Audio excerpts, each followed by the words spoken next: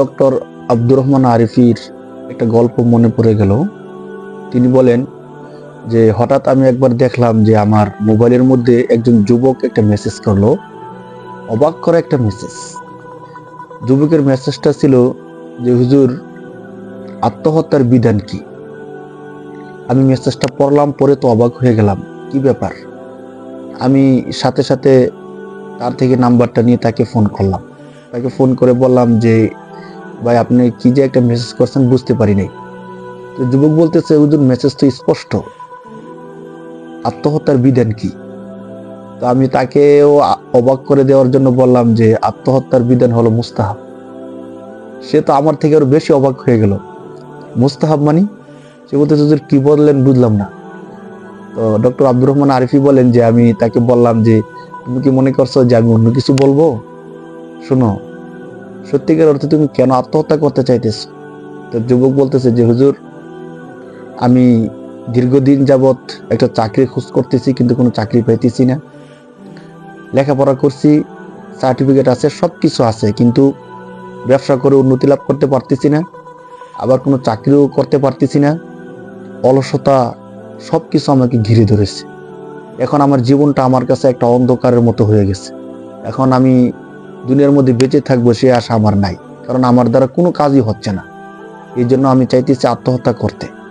আর আত্মহত্যা করলে তার বিধান কি হবে, এই প্রশ্নটা আপনার কাছে করছি। তো দেখেন, এই যুবকটা হুজুরের কাছে যে প্রশ্ন করছে যে আত্মহত্যার বিধান কি, আর আত্মহত্যা কেন করতে চাচ্ছে, কারণ সে মনে করতেছে সে বিফল, অসফল, তার দ্বারা কোনো কিছুই হবে না।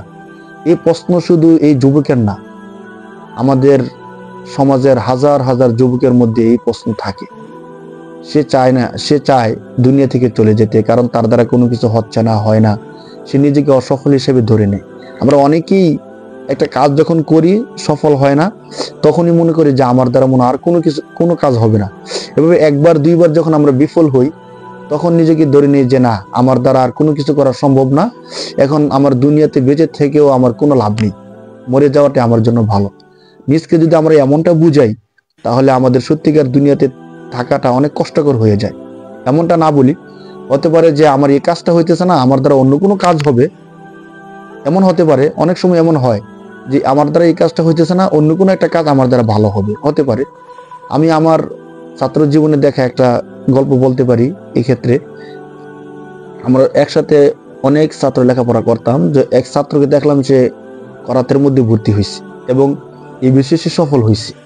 তো তাকে আমি জিজ্ঞেস করলাম যে একসাথে লেখাপড়া করছি, সবকিছু করছি, কোন জিনিস তোমাকে কারাতের মধ্যে নিয়ে গেছে?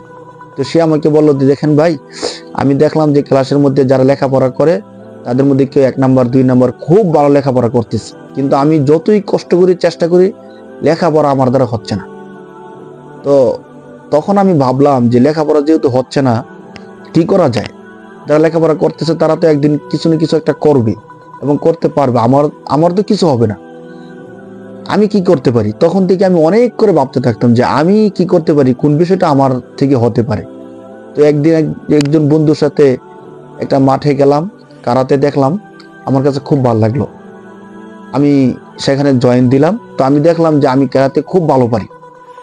এইভাবে করতে করতে আমি কারাতে শিখতে থাকলাম।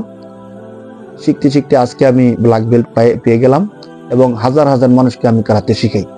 আমার ইচ্ছা ভবিষ্যতে বাংলাদেশের মধ্যে ভালো একজন ক্যারাটে মাস্টার হওয়ার।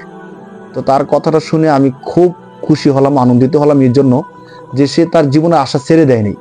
আমাদের মধ্যে অনেক ভাই এমন আছে, লেখাপড়া করি, পরীক্ষা দিয়ে পরীক্ষার মধ্যে ফেল হলে আমরা হতাশ হয়ে যাই, হ্যাঁ, খাবার দাবার ছেড়ে দিই, মনে করি কি যে আমি পরীক্ষার মধ্যে পাশ করি নাই, আমার দ্বারা কোনো কিছু হবে না, আমি কোনো কিছু করতে পারবো না।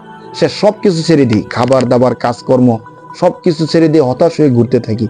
বিষয়টা এমন না, হতে পারে যে লেখাপড়ার সাইট আমার দুর্বল, অন্য কোনো সাইট আমি ভালো করতে পারবো, চেষ্টা করে দেখতে পারি, ট্রাই করতে পারি।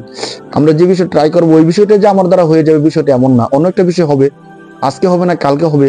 এভাবে আমরা মনকে বুঝাই। মন অবচেতন মন, মানুষ যা বুঝায় সে তাই বুঝে।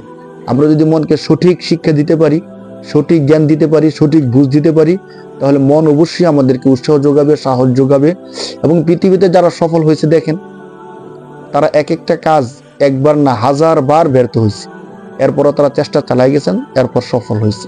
অতএব যারা হতাশ হয়ে গেছি, আমরা মন থেকে আবার ঘুরে দাঁড়াবার চেষ্টা করি যে না, হয়তো এই কাজে আমি বিফল হয়েছি, অন্য একটা কাজ আমার দ্বারা সফল হতে পারে, অথবা এই কাজটাই দ্বিতীয়বার আমি করে দেখতে পারি।